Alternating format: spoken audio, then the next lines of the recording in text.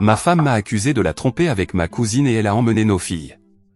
Mais la projection est très forte chez elle, bien plus que ce à quoi je m'attendais. Bonjour Reddit, honnêtement je ne sais même pas très bien ce que je fais ici, mais je suis complètement noyé dans le chaos, et j'ai besoin d'aide. Il y a une semaine, ma femme est partie de la maison avec nos 2 filles, âgées de 7 et 5 ans. Elle a laissé un mot disant « J'en ai assez de supporter ta double vie ». Et depuis, je n'ai plus eu aucune nouvelle d'elle. Aucun appel. Juste le silence. Elle m'a dit que je devais avouer à toute ma famille que je l'avais trompée avec ma cousine. Oui, avec ma cousine Cathy. Ma cousine de sang, avec qui j'ai grandi, à 2 maisons de la mienne. Elle a toujours été comme une sœur pour moi, toute ma vie. Mais apparemment, elle ne me croit plus quand je lui dis que je ne couche pas avec elle. Et maintenant, d'une manière ou d'une autre, je suis devenu ce type qui trompe sa femme avec sa cousine. Je ne suis pas juste épuisé, je suis complètement sidéré. Pour que vous compreniez à quel point tout était normal, je suis un homme de 33 ans. Je ne joue pas au golf. Je ne cours pas de marathon. Je suis heureux en m'asseyant sur le patio un samedi pour regarder mes filles grimper sur la balançoire, pendant que je fais griller des hamburgers, et que Cathy vient discuter de choses banales. Elle est en plein divorce, alors elle vient une fois par semaine pour discuter. Nous sommes comme frères et sœurs, c'est logique, vu le temps qu'on a passé ensemble depuis l'enfance. Je suis marié à Janon depuis 10 ans. Nous avons construit cette vie dans une maison de plein pied que nous avons rénovée les week-ends. 2 filles. Une demi-douzaine de poissons dans un aquarium. Je sais que cette vie peut sembler ennuyeuse à certains, mais c'est la nôtre, et je l'aime de tout mon être. Dimanche dernier, nous avons fait un barbecue en famille. Cathy est venue, les filles ont joué, nous avons préparé des hamburgers à la viande et aux légumes, comme d'habitude. Rien d'étrange. Et quelques jours plus tard, tout a explosé. C'était jeudi soir. Je rentrais du travail, à environ 20 minutes de la maison, quand Janon m'a envoyé un message, « Viens à la maison, il faut qu'on parle en privé. Ne m'appelle pas avant d'être là. » J'arrive à la maison, tout est sombre, seule la lumière de la cuisine est allumée. Janon est là. Les filles ne sont pas visibles. Elle n'a pas hésité, elle n'a pas pleuré. Elle est allée droit au but, tu dois le dire à ma grand-mère, à ma sœur, à tes frères, à tout le monde. Dis-leur la vérité. Moi, quelle vérité? Dans mon ignorance naïve, j'ai pensé, elle s'est rendue compte que j'avais mangé un hamburger en plus l'autre jour, alors que j'avais dit que je faisais attention à ce que je mange. Janon a dit, dis-leur que tu as couché avec Cathy, ou j'emmène les filles. Je veux que tu l'admettes devant toute la famille. Elle a continué, explique comment ça a commencé. Montre-leur tes messages, tes textos, ou je m'en vais. Elle a pris les clés et est sortie de la pièce. Elle m'a laissé là, debout devant le frigo qu'elle avait vidé après le dîner. J'ai essayé de la suivre. Elle a claqué la porte et est partie. Cette nuit-là, rien. Aucun message, aucun appel. Vendredi, je l'ai appelée. Rien. Samedi, pareil. Dimanche matin, pas de fille pour le petit déjeuner. La maison était vide, sauf un mot sur la table qu'elle avait probablement laissé pendant la nuit. Je ne peux pas te laisser manipuler nos filles. Je ne vais pas continuer à faire semblant que tu ne me trompes pas. Tu as jusqu'à dimanche pour avouer, ou je déposerai une demande de garde avec un avocat. Je suis furieux. Chaque message que je lui envoie déborde de frustration, je l'accuse d'utiliser nos filles comme menace. J'ai appelé sa famille. Sa sœur m'a dit, tu as dû faire quelque chose de mal. J'ai reçu du soutien de la part de ma mère, parce que je lui ai raconté ce qui se passait. Elle m'a dit, ne laisse pas faire ça. J'ai dit à Janon, ramène les filles à la maison, et on parle de cette folie que tu as dans la tête. Mais silence total. J'ai écrit à Kate. Ma cousine est bouleversée. Elle m'a dit, je ne sais même pas quoi te dire. Elle envisage de ne plus venir, parce que la situation est devenue toxique. Elle s'inquiète que Janon ait vraiment fini par se convaincre de quelque chose qui n'est jamais arrivé. J'essaie de me concentrer sur le travail, mais mon esprit rebondit comme une balle de ping-pong sur un marteau-piqueur. Janon a toujours été stable, posée. Elle n'était pas du genre à faire du drame. C'est de la manipulation pure. Un comportement narcissique ou un effondrement psychologique? Est-ce que je devrais commencer à me battre pour la garde avant qu'elle ne se lance officiellement? Je suis furieusement en colère, mais j'ai aussi peur. Pour mes filles. Pour ma réputation. Pour ma cousine. Et franchement, pour ma santé mentale. Je n'écris pas ceci pour me défouler. Je l'écris parce que je suis à court d'options. Si quelqu'un ici a eu un ou une partenaire qui a disparu avec leurs enfants à cause d'un mensonge absurde, ou si quelqu'un a vu une relation familiale être déformée en quelque chose de répugnant, j'ai besoin de vos témoignages. Mise à jour 1. Je n'ai toujours pas eu de nouvelles directes de Jean. Rien, depuis mon message d'origine. Mais je reçois peu à peu des informations, de la part de personnes qui m'appellent, confuses, inquiètes, ou simplement en essayant de rester neutre. Sa famille est totalement convaincue que j'ai fait quelque chose avec Cathy. Ils croient, d'une manière ou d'une autre, que je suis un dégénéré, qu'il s'agit d'une attirance interdite qui aurait duré toute une vie, et que maintenant je mens pour me protéger. Le pire dans tout ça, c'est qu'elle a dit à ma grand-mère que j'avais avoué. Non seulement que j'avais eu un béguin ou des sentiments confus, mais elle lui a dit que j'avais admis avoir couché avec Cathy. Ça m'a profondément blessé, car ma grand-mère a contribué à m'élever. C'est elle qui m'a offert ma première boîte à outils. Elle m'a aidé à lancer ma première entreprise de plomberie, alors que je n'avais même pas de quoi m'acheter une clé à molette. Je l'aime comme une seconde mère. Elle m'a appelé le soir après la visite de Janon. Elle pouvait à peine parler tant elle pleurait. Elle m'a dit, « S'il te plaît, dis-moi que ce n'est pas vrai. Je t'en supplie, ne me mens pas, mon chéri. » Je lui ai dit non. Que ce n'était pas vrai. Que je n'avais jamais dit une chose pareille. Que je n'ai jamais ressenti de sentiments romantiques ou physiques pour Cathy. Que cela ne m'a même jamais effleuré l'esprit, dans ce sens. Elle m'a dit qu'elle voulait me croire, mais que Janon avait été très convaincante.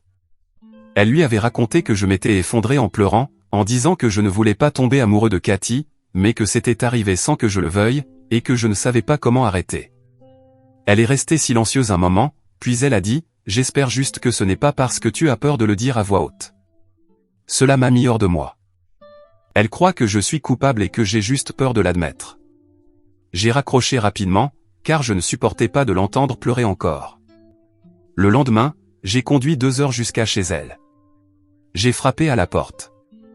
Elle m'a ouvert et m'a regardé comme si j'étais un étranger, et elle a dit, « Je ne sais plus quoi croire. Tu devrais partir maintenant. » C'est tout. La femme qui m'a élevé m'a fermé sa porte au nez parce que ma femme lui a menti en pleine face. Après ça, j'ai essayé d'appeler Janon. Je lui ai laissé un message vocal calme, disant, « Si c'est un malentendu, si quelqu'un t'a dit quelque chose, on peut en parler, on peut arranger ça. Tu sais que je ne te tromperai jamais. S'il te plaît, ne fais pas ça à nos filles. » Aucune réponse. Je commence à penser qu'elle a peut-être complètement bloqué mon numéro ou quelque chose comme ça. Pendant ce temps, Cathy est en pleine crise. Elle reçoit des messages de la sœur de Janon, de sa cousine, et même de certains amis communs. Des choses comme, « Tu devrais avoir honte. Tu savais qu'il était marié. J'espère que ça en valait la peine. » Elle m'a appelé en pleurant l'autre jour. Elle a dit qu'elle envisageait d'appeler Janon pour lui demander pardon pour tout, même si elle n'avait rien fait, juste pour apaiser la situation. Je lui ai dit, « Absolument pas. Tu ne t'excuses pas pour quelque chose que tu n'as pas fait. Ne donne pas à Janon plus de munitions pour alimenter cette histoire. Cathy n'a rien fait de mal. Elle a toujours été une présence gentille et constante dans nos vies, même après que son divorce l'ait détruite émotionnellement. J'étais la seule personne dans la famille à lui faire sentir qu'elle était la bienvenue. Et maintenant Janon veut faire croire que ce réconfort est devenu quelque chose de répugnant. Pendant ce temps, le frère de Janon, avec qui je ne me suis jamais bien entendu, raconte l'histoire partout. Il a dit à un de mes collègues que j'avais été pris la main dans le sac, et que j'ai toujours été un peu trop proche de Cathy. Je n'ai même pas parlé à ce type depuis des mois, et maintenant il se promène en disant tranquillement que je suis incestueux, comme si ce n'était pas un gros mot. Même ma mère commence à se demander ce qui se passe. Elle a pris l'avion hier pour venir me voir, inquiète de ce qu'elle a entendu de la part de la famille de Janon. On s'est assis pour parler. Elle m'a dit, « Je ne dis pas que je le crois, mais tu as toujours eu une relation très proche avec Cathy. Les soirées pyjama. Les nuits cinéma. Les appels interminables.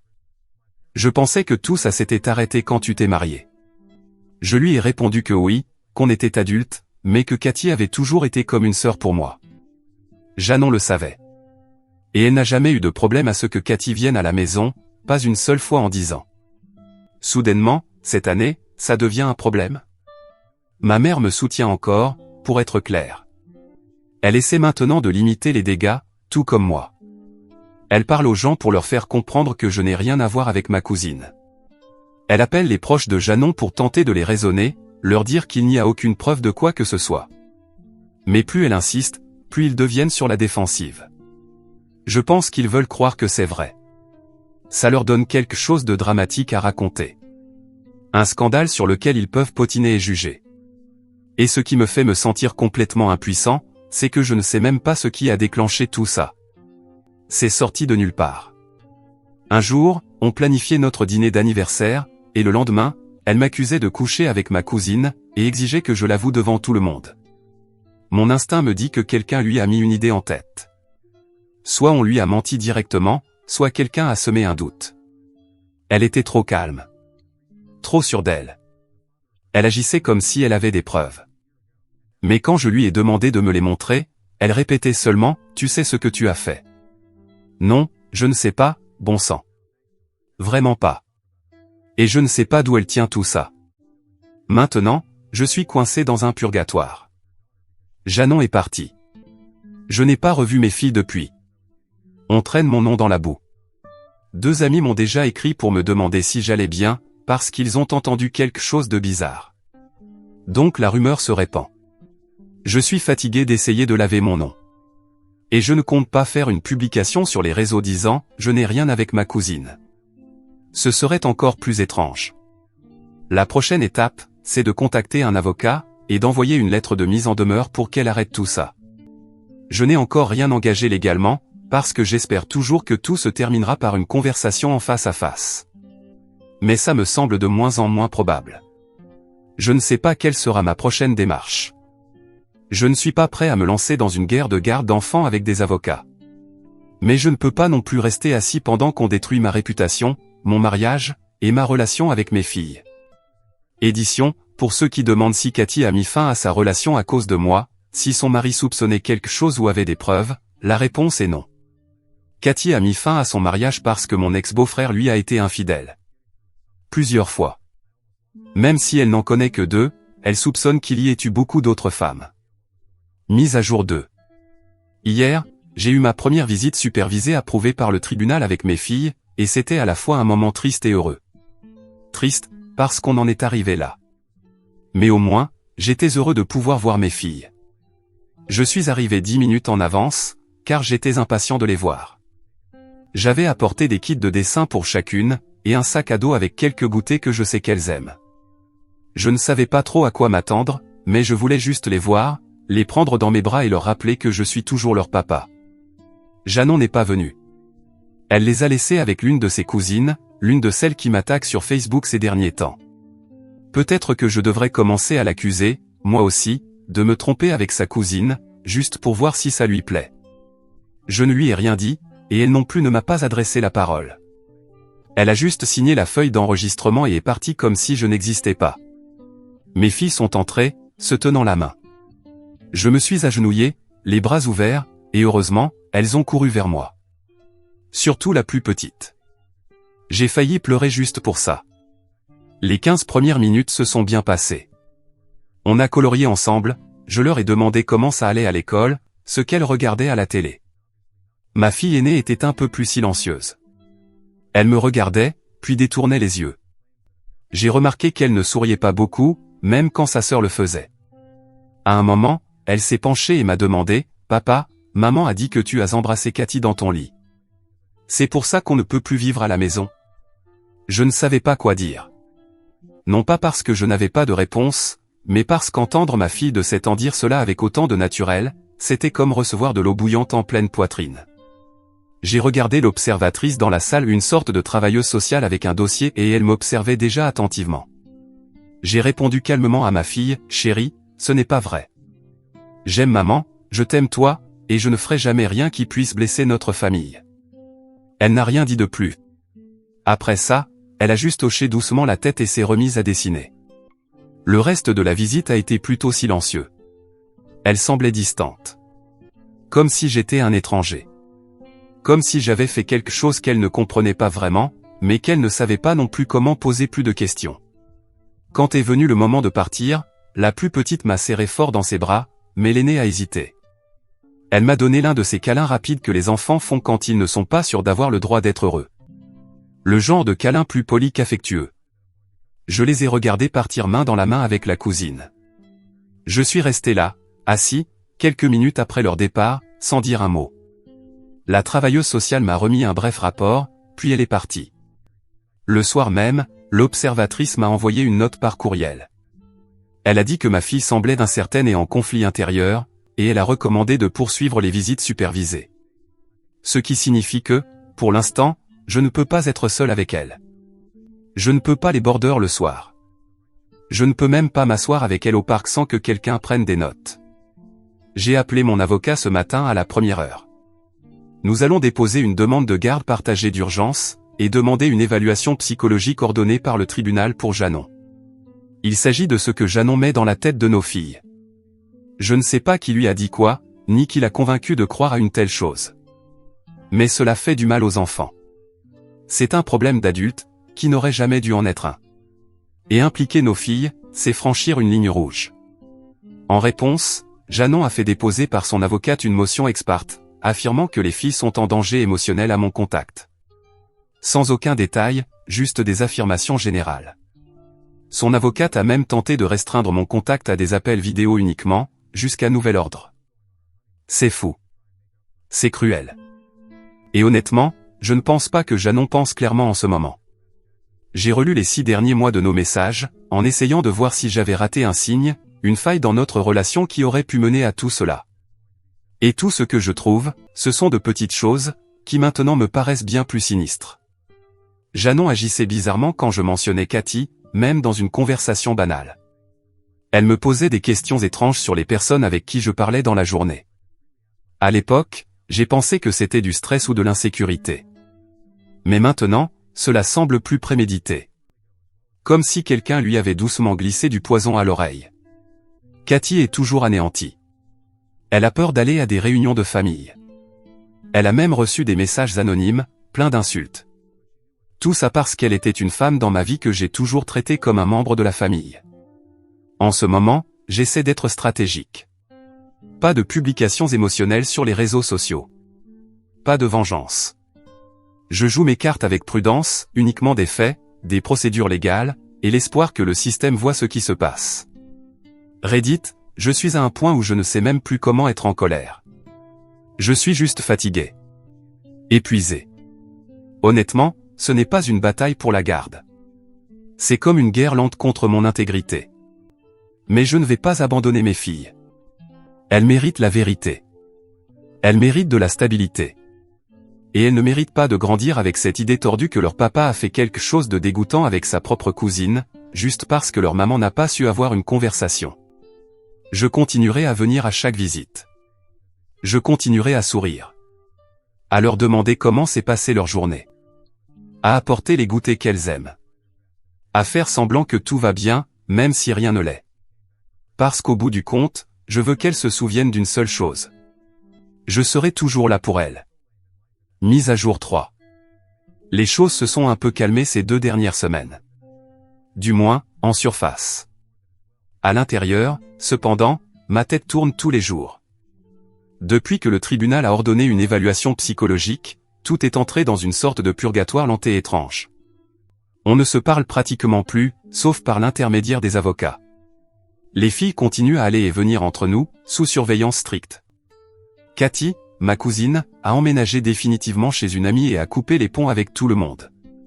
Et je la comprends. Elle traverse son propre divorce et, en plus, elle est entraînée dans tout ce chaos. Puis quelque chose s'est produit le week-end dernier, quelque chose qui m'a complètement bouleversé. J'ai dû retourner à notre ancienne maison pour récupérer quelques cartons supplémentaires. Je déménage peu à peu, car comme on pouvait s'y attendre, je ne peux plus vivre là-bas. Janon non plus, d'ailleurs. Depuis qu'elle est partie avec les filles, elle vit chez son frère. La maison est vide, froide, figée dans une sorte de purgatoire. Je nettoyais notre placard quand j'ai trouvé un de ces anciens journaux intimes tout au fond, sous une pile de boîtes à chaussures. Et avant que quelqu'un ne dise quoi que ce soit, non, je ne fouillais pas. Je cherchais mon passeport, que je pensais avoir laissé dans la poche d'un manteau d'hiver. Le journal était là, et la curiosité a fini par l'emporter. Je l'ai ouvert et j'ai feuilleté les entrées les plus récentes. Certaines étaient datées d'avant son départ. Et ce que j'ai lu ne quitte plus mon esprit. Il n'y avait rien sur des preuves concrètes. Aucune mention de message, de photos, ni d'avoir entendu quoi que ce soit de suspect. Mais ce qu'il y avait me semblait encore pire. Janon écrivait beaucoup sur ses sentiments. Elle disait qu'elle se sentait effacée à chaque fois que Cathy était là. Qu'elle détestait à quel point c'était facile pour Cathy d'attirer mon attention. À quel point nous étions naturels ensemble. Elle écrivait qu'elle savait que quelque chose se passait, pas parce qu'elle en avait été témoin, mais parce que pour elle, ça avait trop de sens émotionnel. Elle disait qu'elle en avait assez d'être toujours celle qui devait expliquer sa douleur, et qu'on ne la prenne jamais au sérieux. Il y avait une ligne qui m'a frappé de plein fouet. Je m'en fiche de savoir si c'est vrai. Je veux juste arrêter de me sentir étrangère dans mon propre mariage. Je me suis assis après avoir lu ça. J'ai passé des semaines à essayer de comprendre pourquoi elle croyait en quelque chose d'aussi absurde. Mais je ne m'étais jamais arrêté pour envisager que, pour elle, la vérité ne comptait plus. Ses croyances avaient pris plus de poids que les faits dans son esprit. Je n'excuse pas ce qu'elle a fait, emmener les filles, dire à nos familles que je l'avais trompée avec ma cousine, empoisonner l'image que nos filles ont de moi, c'est impardonnable. Mais je comprends maintenant que ce n'était pas basé sur une logique ou une manipulation, mais sur quelque chose de plus profond, du désespoir, et de la stupidité. Cela ne répare rien. Mais après avoir lu ce journal, j'en ai photographié certaines pages datées et je les ai envoyées à mon avocat. Il pense que cela pourrait nous aider à prouver qu'il n'y avait aucune base réelle à ces accusations. Que tout vient d'une instabilité émotionnelle, pas de fait. Cela pourrait même nous aider à obtenir des visites non supervisées plus rapidement. Je n'ai pas dit à Janon que j'avais lu le journal. Et je ne sais pas si je le ferai. Je ne sais pas combien de franchises elle pourrait supporter à ce stade. Et je ne veux pas relancer une guerre maintenant. Je veux seulement limiter les dégâts pour les filles et sortir de ce mariage avec un peu de paix. Dans ce sens, oui, j'ai finalement dit à mon avocat de commencer à rédiger les papiers du divorce. Je n'attends plus de miracles ni d'excuses. Elle m'a accusé de quelque chose de dégoûtant. Elle est partie avec nos filles comme si j'étais un criminel. Et même maintenant que les faits sont clairs, elle n'a pas dit une seule fois « je suis désolé ». J'ai fait tout ce que j'ai pu pour rester civilisé, pour ne pas m'effondrer devant mes filles. Mais je ne peux pas rester marié à quelqu'un qui me considère comme un danger pour nos propres enfants. J'ai dit à son avocate que, à moins que Janon entame volontairement un traitement vrai, avec documentation, je demanderai la garde complète. Elle pourra voir les filles quand elle sera stable. Pas avant. Les filles, d'ailleurs, vont bien, je suppose. Ma fille aînée est plus silencieuse lors de nos rencontres. Elle colorie, construit des Legos, comme si elle bâtissait un petit monde où tout est encore normal. La plus jeune me demande encore quand on sera tous ensemble à nouveau. Et je lui donne toujours la même réponse, maman et moi ne serons plus ensemble, parce que nous avons des différences que nous ne pouvons pas résoudre. C'est la seule version de la vérité que je me sens capable de lui dire à voix haute. En ce moment, Cathy et moi n'avons pas encore parlé du journal.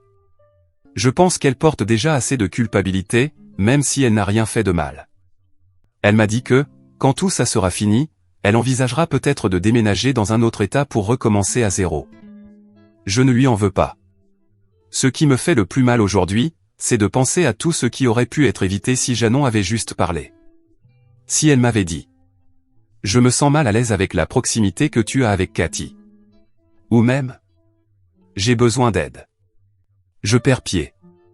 Mais au lieu de ça, elle s'est laissée emporter par un fantasme où je la trahissais de la pire manière possible, avec quelqu'un que j'ai toujours considéré comme une sœur. Et maintenant, nous en sommes là. 2 parents qui ne dorment plus. 2 enfants qui ne comprennent pas pourquoi tout a changé. Et une famille détruite par un mensonge qui n'aurait jamais dû exister. Au moins, les pages de ce journal intime servent à laver mon nom. Si un imbécile de sa famille me dit quelque chose, je n'ai qu'à lui transférer les photos pour lui clouer le bec. Je voulais juste faire une mise à jour pour ceux qui suivent cette histoire. Beaucoup d'entre vous ont dit dès le début que ça sentait la projection ou une maladie mentale. Et tristement, vous aviez raison. Mise à jour 4. Beaucoup de choses ont éclaté ces derniers mois, entre le divorce et l'obtention de la garde exclusive de mes filles. Mais ça a été trop brutal pour résumer tout ça en quelques phrases. Je dois tout vous raconter. Je ne sais pas par où commencer. Alors je vais arracher le pansement d'un coup, puis passer aux détails. Janon me trompait avec l'ex de ma cousine. Oui, elle trompait aussi Cathy, parce que cette histoire remontait à pas mal de temps. Tout a commencé il y a quelques années. Et elle n'était qu'une des nombreuses conquêtes de l'ex de Cathy. Je vais l'appeler Karl, pour ne pas avoir à répéter « l'ex de Cathy » à chaque fois. Et avant que vous ne posiez la question, oui, les deux filles sont bien les miennes. Les tests ADN sont clairs. Aucun doute à ce sujet. Mais oui, Janon et Karl ont mené une double vie pendant environ 2 ans. Exactement ce dont on m'avait accusé. Sauf que cette fois, c'était vrai. Une vraie liaison. Jusqu'à ce que Cathy découvre Karl avec d'autres femmes et divorce de lui. C'est à ce moment-là que Karl a eu l'idée brillante que Janon me demande le divorce. Mais comme Janon ne voulait pas partager la garde des filles, elle a inventé que j'avais une relation avec Cathy, pour pouvoir prétendre que j'étais un mauvais père à cause d'une prétendue relation incestueuse. Karl avait même prévu de témoigner au nom de Cathy dans cette affaire inventée. Et oui, cette fois j'ai publié sur mes réseaux, parce que les preuves étaient trop accablantes pour rester silencieux. Avant, dire « je n'ai pas de relation avec ma cousine », sonnait bizarre, presque suspect. Mais maintenant, publier « ma femme infidèle m'a trompé avec l'ex-mari de ma cousine et a inventé que je couchais avec elle », c'est très différent. La réaction des gens, du moins ceux qui comptent, a été plutôt bonne. Et même ceux qui comptaient moins ont été assez compréhensifs. Je ne m'attendais évidemment pas à ce que la famille de Janon prenne mon parti. Mais peu importe. Pendant ce temps, Karl a couché avec une autre femme, alors qu'ils étaient censés être en couple exclusif. Janon l'a quitté. Et non seulement ça, elle est venue en larmes me demander une autre chance. Elle a dit qu'elle avait fait tout ça parce qu'elle pensait que je la trompais avec Cathy. Inutile de préciser que je lui ai dit d'aller se faire voir, et que je poursuivais la demande de garde exclusive. Mais il y avait encore plus. Le fameux journal intime que j'avais trouvé? C'était en réalité une preuve fabriquée par Janon, pour que je le découvre par accident. Entre guillemets. C'est devenu très suspect que je l'ai trouvé si facilement, et maintenant tout s'emboîte. Et c'est ainsi que ce mariage a pris fin. J'ai obtenu le divorce. J'ai obtenu la garde complète. Et en plus, elle doit payer une pension alimentaire. C'est désormais elle qui doit avoir des visites supervisées avec nos filles. Mais au moins, dans le cas de l'aînée, elle ne veut plus voir sa mère, après avoir compris les vraies raisons de tout ça. La plus petite ne comprend pas encore tout ce que sa mère a fait, mais avec sa sœur à ses côtés, je ne pense pas qu'il lui faudra longtemps. Cathy va bien aussi. Même si elle n'est pas ravie d'apprendre qu'elle faisait partie des nombreuses conquêtes de son ex. Elle n'a pas eu besoin de déménager, et continue de me rendre visite, ainsi qu'à ses nièces entre guillemets, car elle continue de se considérer comme une tante pour elle. En plein milieu de cette explosion de révélations, alors que Janon pensait encore pouvoir me récupérer comme si j'étais son plan B pour ne pas finir seule, elle est venue à un barbecue familial. Mais Cathy s'est avancée jusqu'à la porte arrière pour lui dire qu'elle n'était pas la bienvenue. Même si elle allait recevoir une gifle sortie tout droit du grill. Petit jeu de mots sur « bif ». Elle est partie un peu sonnée après ça. En plus du divorce, Cathy et moi avons poursuivi Janon pour diffamation aggravée et tentative de dissimulation d'infidélité. Ce n'est pas le terme juridique exact, mais ça y ressemble. Elle a menti pour couvrir ses propres cochonneries. Elle a perdu. Nous avons gagné. On nous a accordé plus de 35 000 $ chacun. Je ne dirais pas que la vie est parfaite. Mais si vous pouvez vous débarrasser d'une personne infidèle et être payé pour ça, je ne peux pas dire que ce soit une mauvaise fin pour moi.